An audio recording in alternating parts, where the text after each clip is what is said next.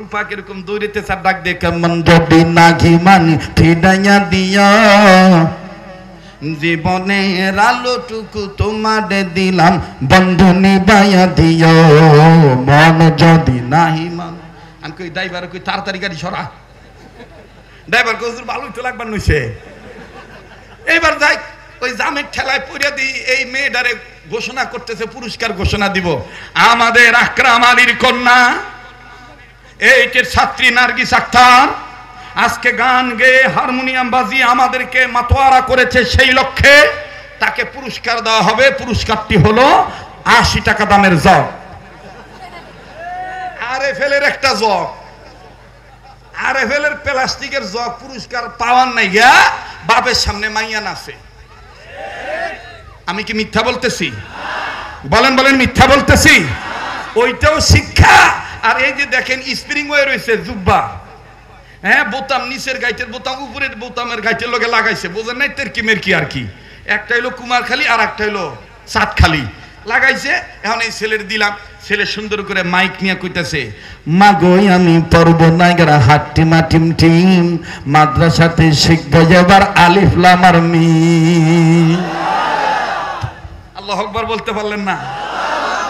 মাগোই আমি পড়ব নাইগারা হাট্টি মাটিম টিম মাদ্রাসাতে শিখবো এবার আলিফ লাম আর মিম। এমন ভাবে গজল গাইতেছে আমারই পাগল করে ফলাইছে। আমি ওর দিকে চাইয়া রইছি। এখন এই ছেলে আর মাইক ছাড়ে না, কি কায়দা করে আবার কইতেছে মাগোই আমি পড়ব নাইগারা হাট্টি মাটিম টিম মাদ্রাসাতে শিখবো এবার আলিফ লাম আর মিম। বলেন মাদ্রাসাতে শিখবো এবার মাগোই আমি পড়ব নাইগারা মাগোই আমি পড়ব এবার আলিফ বাতাসা স্কুল কলেজে এসব হয় না শেখা। ঠিক না? মাগোই আমি পড়ব এবার আলিফ বাতাসা স্কুল কলেজে এসব হয় না শেখা। মাগোই আমি পড়ব আবার জিম মাগোই আমি পড়ব নাইগারা হাট্টি মাটিম টিম মাদ্রাসাতে শিখবো এবার। বলেন মাদ্রাসাতে শিখবো এবার। ছেলেটাকে তৎকালীন সময় আমি ১০০ টাকার ওই যে ৬টা নোট ছিল না, ৬টা নোট বড় নোট আর কি, এই বড় নোট দিয়ে গেলাম বাবা তুই আমার জন্য দোয়া করিস, তোর এই কথাটা আমি বিক্রি করে খাবো। ওকে ১০০ টাকা দিয়ে মোটামুটি এখন কোটি টাকার উপরে এই কথা দিয়ে এই কথা বিক্রি করছি। সমস্যা নাই। ১০০ টাকার বরকত হয়েছে না নাই? আরে কথা কয় না, দিনই কথা, বরকত আসে না নাই? তাইলে কোরআন শরীফ সবার জন্যে। যারাই চলবে মেনে ফল পাবে কোরআনের, যারাই চলবে মেনে ফল পাবে কোরআনের। আবার যারাই চলবে মেনে ফল পাবে কোরআনের। ঘরে বলো কিবা রাষ্ট্রে বলো, আরেকবার ঘরে বলো কিবা অশান্তি দূর করে শান্তি আনে। সমাধান সমাধান চাও যদি জীবনে মরণে ফিরে যাও খুঁজে নাও, এ ফিরে যাও খুঁজে নাও। মুসলমান ভাইরা আমার বন্ধুগণ, হযরত বসে আছেন, উম্মতের আলেমগণ আরো আছেন, ওনাদের কাছে জেনে দেখবেন এই কোরআনুল কারীমের শিক্ষা দীক্ষার পক্ষে আসলে এই কোরআনকে সম্মান করলে আল্লাহ পাক বান্দা বান্দির সম্মান বাড়ায় দেয়। আরে বাবাজি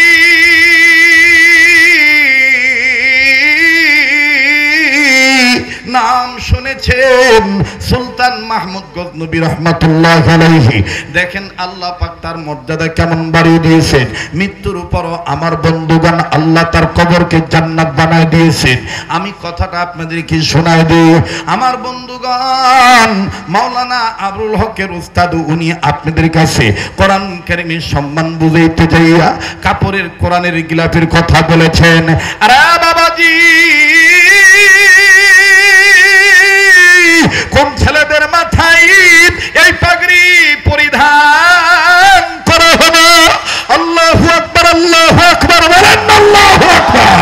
আরে বাবাজি এইরকম একটা সন্তানের বাবা যে হয়েছে বোন, সে জানে সে কত বড় নিয়ামতওয়ালা সন্তানের পিতা হয়েছে।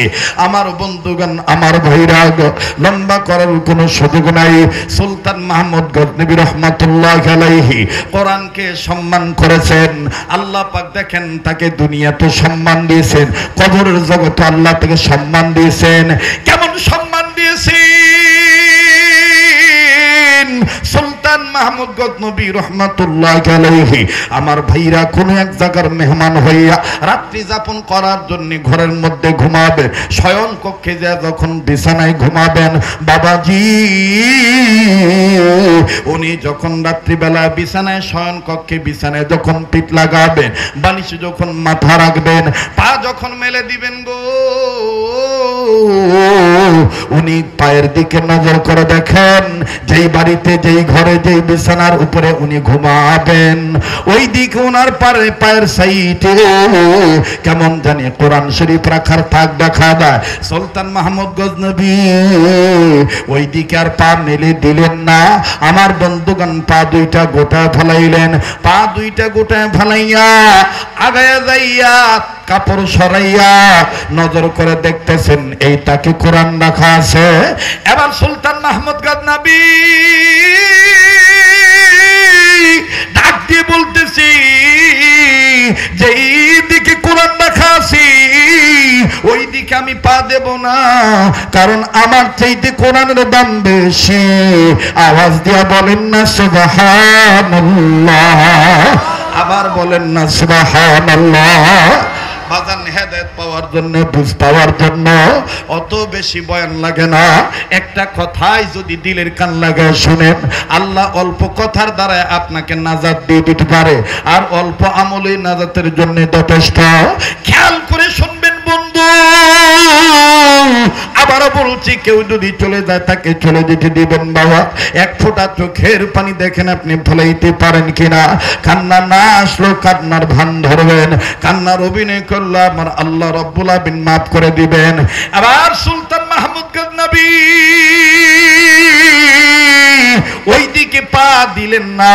সুলতান মাহমুদ গজনবী নিয়ত করলেন, সিদ্ধান্ত নিলেন, এই কোরআন শরীফ আমি পাশের ঘরে রেখে আসি, আর এই ঘরের মধ্যে আমি আরামে ঘুমাবো।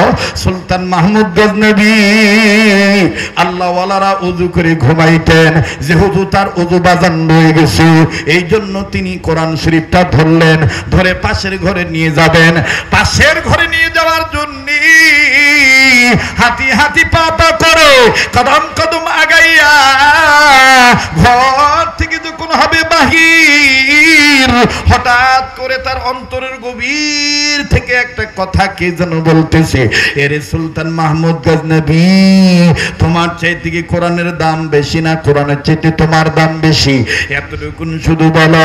সুলতান মাহমুদ নবী গজনব, সুলতান মাহমুদ গজনবী নিজে নিজেই বলতেছেন, না না না না, আমার চাইতে আল্লাহর কোরআনের দাম বেশি। কেননা আল্লাহ পাক নিজেই বলেছেন, ইন্নাহু লাকুরআনুন কারীম। পড়েন, ইন্নাহু লাকুরআন, সবাই পড়েন না, ইন্নাহু লাকুরআন। ডাক দিয়ে বলতেছেন, আমি সুলতান মাহমুদ গজনবীর চাইতে ও আল্লাহর কোরআনের দাম বেশি। না না না না, আমি কোরআনকে অন্য ঘরে রাখবো না, কোরআন যেখানে ছিল ওই জায়গায় থাকবি। প্রয়োজন বোধে আজকে রাত্রে আমি ঘুমাবো না, আমি বসে থেকে রাত্র কাটাবো, নতুবা আমি অন্য ঘরে যেয়ে শক্ত বিছানায় ঘুমাবো। এবার সুলতান মাহমুদ গজনবী কোরআন জায়গায় রেখে পাশের ঘরে চলে গেলেন। ভাইজান, আল্লাহ ওয়ালাগণ, মুসলমান বুজুর্গগণ, তিনারা কিতাবের মধ্যে লেখেন, সুলতান মাহমুদ গজনবীর এই ক্ষুদ্র এই আমলটার কারণে আল্লাহ রাব্বুল আলামিন তাকে দেখেন কেমন দামি বানায় দিলেন। এই সুলতান মাহমুদ গজনবী ইন্তেকাল করলেন। 1 বছর, 2 বছর, 3 বছর, 4 বছর, 100, 200, 300, 400, 500, 600, আমার বন্ধুগণ কয়েক শত বছর পরে সুলতান মাহমুদ গজনবীর আমার ভাইরা কবরের মাটিটা সরে গেল, লাশ বাইর হয়ে গেল। আরে বাবাজি, এলাকার লোকেরা নজর করে দেখতেছি এই সুলতান মাহমুদ গজনবীর লাশটা অনেক বছর আগে কবর দেওয়া হয়েছে। কেউ লিখেছেন 900 বছর, কেউ বলেছেন 1000 বছর, আমার বন্ধুগণ অনেকে বলেছেন কয়েক শত বছর পরে।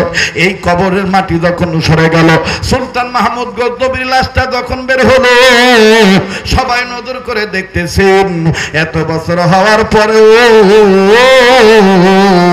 সুলতান মাহমুদ গজনবীর লাশের কাফনের কাপড় পুরানো হয় না। ঘরে বলো কিবা রাষ্ট্রে বলো, বলেন ঘরে, আবার ঘরে বলো কিবা রাষ্ট্রে বলো, অশান্তি দূর করে শান্তি আনি, সমাধান সমাধান চাও যদি জীবনে মরণে, ফিরে যাও খুঁজে নাও, মাশাআল্লাহ ফিরে যাও খুঁজে নাও। বাবা আর 20টা মিনিট সময় দেওয়া যাবো, দেওয়া দেবো বাবা? হ্যাঁ আছেন নাকি দোয়া করে দেব? হ্যাঁ আমি বলবো আজকের মাহফিল, আপনারা বলবেন চলবেই চলবো। আজকের মাহফিল কতক্ষণ চলবে? সারা রাত কই আমার পেছে ফালান কে? আল্লাহ যতক্ষণ চালায় ইনশাআল্লাহ। মুসলমান ভাইরা আমার, এবার একটা লোক ডাক দিয়ে কয় কাফনের কাপড় যেহেতু এত নতুন, এলাকার একজন ফকিকে ডাকান, একজন মুফতি সাহেবকে ডাকান, আমরা তার চেহারাটা দেখতে চাই, দেখি তার চেহারাটা কেমন আছে, ক্ষয় হয়েছে না জয় আছে। এবার বাদান কাফনের কাপড় খুলল, কাফনের কাপড় খুলে নজর করে দেখতেছে, মনে হইতেছে সকালবেলা মাটি দিয়েছি, লাশের কোনো ক্ষতি হয় নাই, লাশ অক্ষত অবস্থায় আছে। বলেন হেফাজত করেছেন কে? আবার বলেন হেফাজত করেছেন কে? আমার ভাইরা, তৎকালীন বুজুর্গ রাত্রিবেলায় ঘুমের ঘরে সুলতান মাহমুদ গজনবীকে স্বপ্নে দেখলেন। আল্লাহ ওয়ালাদের স্বপ্ন সত্যি হয় বাবাজি। এই আল্লাহর ওলি সুলতান মাহমুদ গজনবীকে ডাক দিয়ে বলতেছেন, ওগো আল্লাহর বান্দা, আপনার সাথে আল্লাহ কি ব্যবহার করেছে?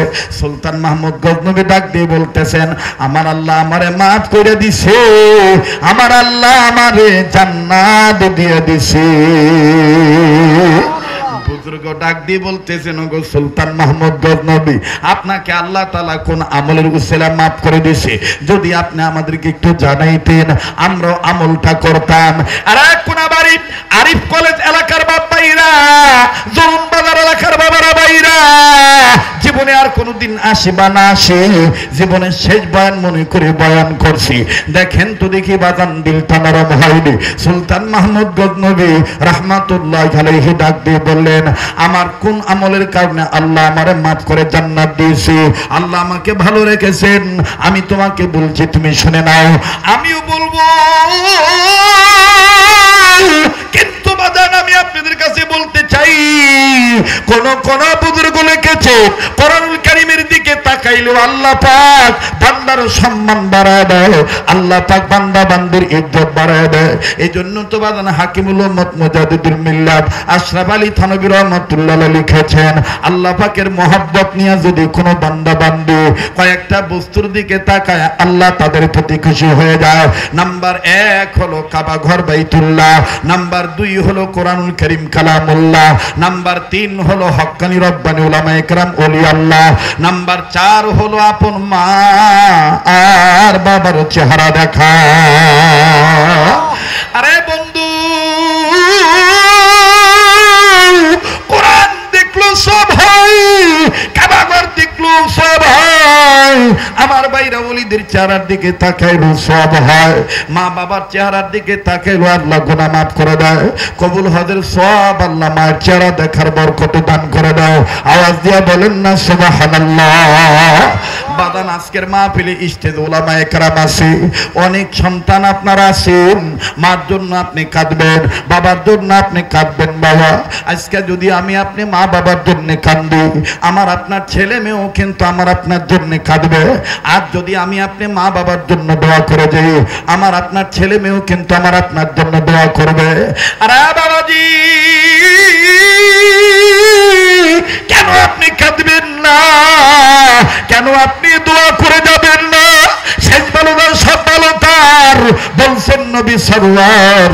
আমি 1 মিনিটে 2-3 মিনিট সর্বোচ্চ 5 মিনিট আমি আপনাদেরকে একটা উদাহরণ দিয়া মেসাল দিয়া বুঝাইতে চাই। আজকে আমি মা বাবার জন্য কাঁদতে চাই না। ও যুবক আজকে তোমার বাবা বেঁচে আছে, তুমি বুড়া বলো। এই বাবা যাদের দুনিয়ায় নাই তাদের মতন বড় দুঃখী আর কেউ নাই। এই দুনিয়ায় যাদের মা নাই তাদের মতন বড় অভাবী আর কেউ নাই। আরে ভাইয়া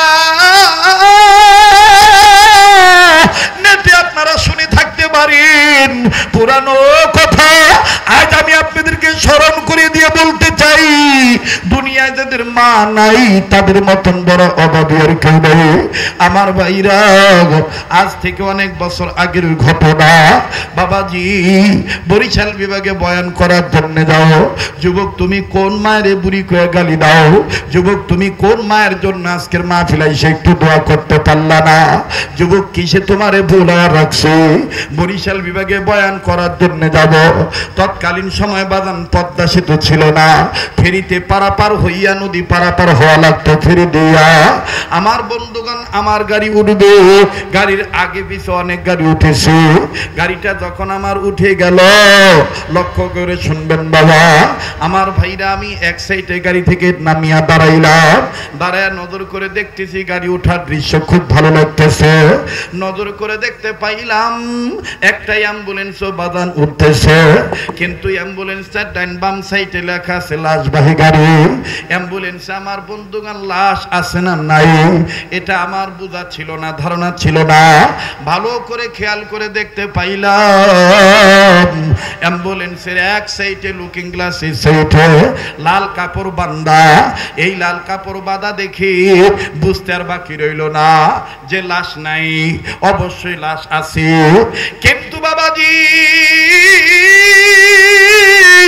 মহিলা মানুষের লাশ না পুরুষ মানুষের লাশ এটা আমার জানা নাই। আমার বন্ধুগণ ফেরি যখন ছেড়ে দিল, নিজের গাড়িতে যাইয়া যখন বসলাম, পিছনে গ্লাসটা নামাইলাম, বাহিরের উন্মুক্ত হাওয়া গ্রহণ করব। ভাইরা আমার বন্ধুরে, হঠাৎ করে পিছন থেকে অ্যাম্বুলেন্সের ভিতর থেকে একটা বাচ্চার কান্নার আওয়াজ আমার কানে আসে। বাজান রে সময় যত যায় ততই বাচ্চার কান্নার আওয়াজ বাড়ে। বাচ্চাটা এইভাবে বলতেছিল, আব্বু ওই আব্বু আমার আম্মুর কাছে আমি যাব, আম্মুর দুধু খাবো, তুমি আমার আম্মুরে কাঠের বাক্সে ভইরা রাখছো কেন? আমার বন্ধুরে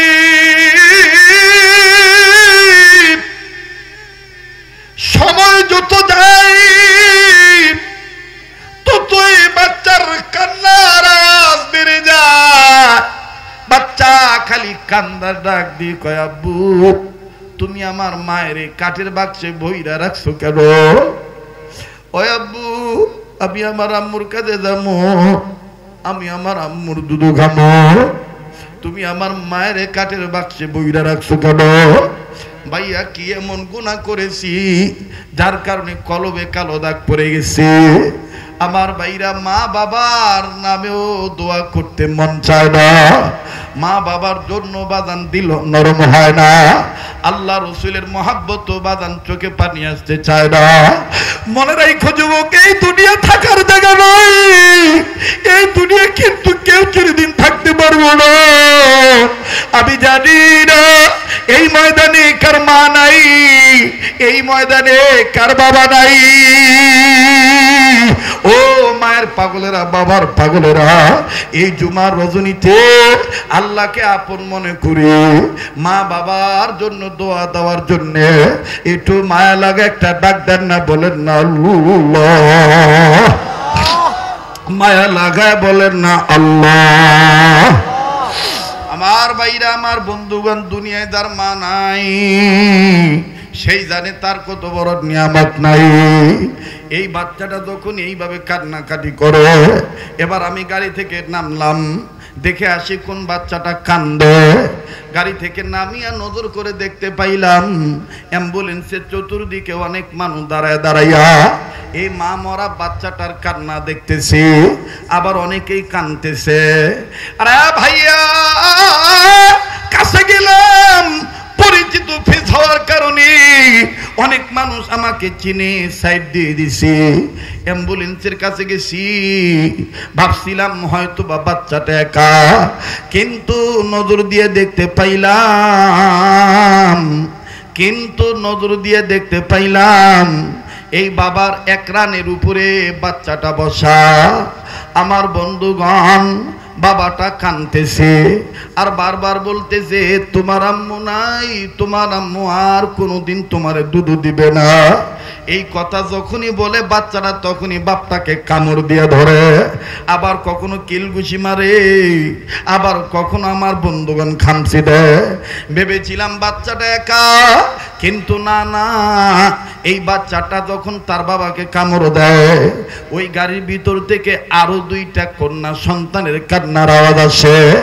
আর একটু আগে নজর করে দেখতে পাইলাম দুইটা মেয়ের বিরুদ্ধে একটা ছোট্ট মেয়ে মায়ের লাশের কাঠের বাক্সের উপরে চুল এলোমেলো করে মাথাটা ঠেকাইয়া পাগলিনী বেশে কান্দার ডাক দেখ, আম্মু আম্মু, আম্মু, ভাইয়া দুধু খাবে, তুমি কি শুনতে পাও না? আমার ভাইরা উপস্থিত সবাই কান্দে। বাবা অপারগ হইয়া আল্লাহর কাছে কান্দার ডাক দিবে, আল্লাহ আমার এইটা কোন পরীক্ষায় ভালাইল, আমার এইটা কোন পরীক্ষায় ভালাইলা, এদেরকে কেমনে বুঝায় এদের মা দুনিয়ায় নাই।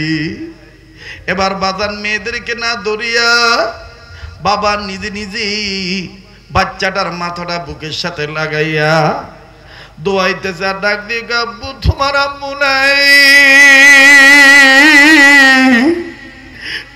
আর কোনদিন তোমার আম্মু তোমারে দুধ দিবে না, তোমার আম্মু মরিয়া গেছে।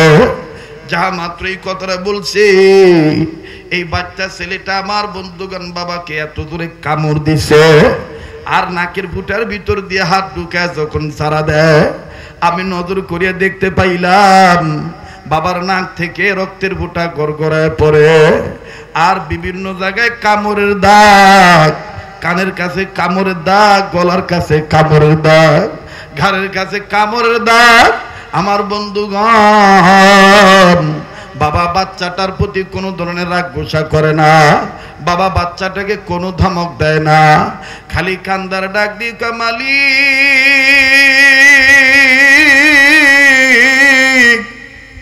আমার এইটা তুমি কোন পরীক্ষায় ভালাইলা? আল্লাহ গো, তোমার কাছে আমি বলি, দুনিয়ায় যেন কোনো দিন কোন সন্তানের কাছে থেকে বাপের আগে মায়ের যেন না নিয়ে যায়, কারণ মায়ের অভাব বাপ দ্বারা পূরণ হয় না। আল্লাহ, আমি এদেরকে কেমনে বুঝে, এদের মা দুনিয়ায় নেই। আমরা অনেকেই, আমি সহ অনেকেই লোকটাকে ডাক দিয়ে বললাম, ভাইয়া আপনার বাচ্চাটা বুঝে নাই যে আপনার বাচ্চার মা দুনিয়ায় নেই, ওর কথা রাগ হয়ে না, ওরে কোনো আঘাত করেন না। এই কথা বলা মাত্রই লোকটা নিজের হাতার কাপড় উঠাইয়া এরকম করে ঘোরায় ডাক দিয়ে, হুজুর এই দেখে না আর কত সহ্য করা যায়, নজর করিয়া দেখি জায়গায় জায়গায় বাজান দাঁতের কামড়ের দাগ, গোস্ত কালো হয়ে গেছে। লোকটা কাঁদরে ডাক দিয়ে, হুজুর যেই দিন থেকে আমার বাচ্চারা শুনছে ওদের মা দুনিয়ায় নেই, ওই দিন থেকে আমি যখনই কই তোদের মা দুনিয়া নেই, মরিয়ে গেছে। কখনো ছেলে কামড় দেয়, কখনো মেয়ে কামড় দেয়। হুজুর গো, আমি এখন কি করতে পারি? আপনারা আমার জন্য দোয়া করুন, আর দোয়া কইরে দুনিয়ায় যেন কোনো দিন কোনো সন্তানের কাছে থেকে বাপের আগে মায়ের আল্লাহ না নিয়ে যায়। ও মায়ের পাগলেরা, ও তরুণ বাজার আগত আমার কাছে তালিমুস সুন্নাহর মাহফিলে আগত আমার বাপ ভাইরা, ও আলেম ভাইরা, ও ছাত্র বাবারা, আমি জানি না কার মা নাই কার বাবা নাই, আজকে এই কান্নাকাটির আওয়াজ আল্লাহ ফিরে দিবে না। মায়া লাগা একটা ডাক দেন না, বলেন আল্লাহ, দেন না ডাক দেন না, বলেন আল্লাহ। আবার ভাইরা আজকের কান্নার আওয়াজ আল্লাহ ফিরে দিবে না। আল্লাহ পাক আজকের মজলিসকে কবুল করিয়ে নিবে। মায়া লাগা বলেন না, রব্বির হামহুমা কামা রব্বায়ানি সগীরা, পড়েন না রব্বির হামহুমা কামা রব্বায়ানি সগীরা। যাদের চোখের পানি পড়িয়ে গেছে, করাচির হযরত হাকিম আক্তার সাহেব রাহমাতুল্লাহ আলাইহি, তিনি তার কিতাবের মধ্যে কথাটা নকল করছেন। যিনি মূল কথা বলেছেন তিনার নাম হলো ফকিহুন নাস রশিদ আহমদ গঙ্গী রাহমাতুল্লাহ আলাইহি লেখেন। এমনকি আনোয়ার শাহ কাশ্মীর রাহমাতুল্লাহ আলাইহি বলেন, আল্লাহর মহব্বতে, নবীর মহব্বতে, মা বাবার জন্য আল্লাহকে ভালোবেসে বান্দা বান্দি যখন কান্দে, এই কাঁদিতে যাইয়া যখন চোখের পানি পড়ে, এই চোখের পানি টিভি দিয়ে মুছতে নাই, এই চোখের পানি কাপড় দিয়ে মুছতে নাই, এই চোখের পানি ক্রিমের মতন চেহারার মাঝখানে যেন মিশা রাখে। এই চোখের পানি ওই দিন কাজে লাগবে যেই দিন কেউ কাউরে চিনবে না। আমার আল্লাহ পাক কান্দিনা বান্দাদের চেহারা দেখাই চিনা ফেলাবে, এটা আমার কান্দিনা বান্দা। কান্দিনা বান্দাদেরকে আমার আল্লাহ জাহান্নামে দিবে না। মায়া লাগা একটা ডাক দেন না আল্লাহ, এটা জোরে বলেন না আল্লাহ, আবার বলেন না আল্লাহ। ও দোকানদার, ও বাড়িওয়ালা, ও গাড়িওয়ালা, আমি অদমের সাথে মোনাজাত করলে ঠকবেন না। যে হাতটা দিয়ে আল্লাহ বারবার কাবা ধরা, যে হাতটা আল্লাহ ওয়ালাদের হাতের সাথে লাগানো, এই হাত আমি আপনাদেরকে নিয়ে উঠাবো। আপন মাওলার কুদরতি দরবারে যখন হাত তুলব, আপনারা মোনাজাত করিয়ে যাই, দোয়া না করিয়ে কেউ যাইয়েন না। শেষ ভালো তার, সব ভালো তার। আমার বন্ধুগণ, আমার ভাইরা, কেন আপনি ছেলে মেয়েকে আপনি আলিফ লাম মিম পড়াবেন না? কেন আপনি সত্যের বিধান কোরআন শরীফকে শিক্ষা দিবেন না? আরে বাবাজি, সুলতান মাহমুদ গজনবী ডাক দিয়ে বলতেছে, আমার কোন আমল ছিল? আমি তোমাকে বলছি, আমি আপনাদেরকে বলবো বাবাজি, তবে বলার আগে 5-7 মিনিট একটা আবদার করব, পারলে দিবেন, না পারলে না দিবেন। আমার বন্ধুগণ, কিন্তু কেউ উঠে চলে যাবেন না। কোন জায়গায়, কোন জমিনে এই অদম হাত দিশা মারুম হই নাই। অনুরোধ করে বলবো বাজার, আপনি না পারলেন না দিবেন, কিন্তু আপনি চলে যাইবেন না। ও আমার বাপ ভাইরা, যেই কোরআনের ডাইনে বামে বাতিল ঢুকানো যাবে না, যেই কোরআনুল কারীম সম্মানের কোরআন, যেই কোরআনকে সম্মান করলে বান্দা বান্দি সম্মান বেড়ে যায়, যেই কোরআন কারীমের দিকে আগা আসলে আল্লাহ গুনাহ মাফ করে জান্নাত দিয়ে দেয়। এই কোরআনুল কারীমের পারার সংখ্যা 30 পারা। এই 30 পারা কোরআন শরীফকে মহব্বত করো। আমি একটু দেখতে চাই বাজার, এই মজলিসে তরুণ বাজার এলাকায় অনেক কেমন আছেন, 10,000, 20,000, 5,000 নগদ বাকি দেওয়ার মতন বহুত বান্দা তৈরি আছে। আমি আজকে ওরকম বাদান বলবো না, যারা এরকম দেওয়ার মতন আছেন তারা দিয়ে দিবে। কিন্তু বাদান এবারে এই হাজার হাজার গোলামদের মধ্যে হতে 30টা ভাইয়ার কাছে, বাবার কাছে এই কাবা ধরা হাতের সাথে হাত লাগাইয়া ছোট্ট একটা আবদার করব।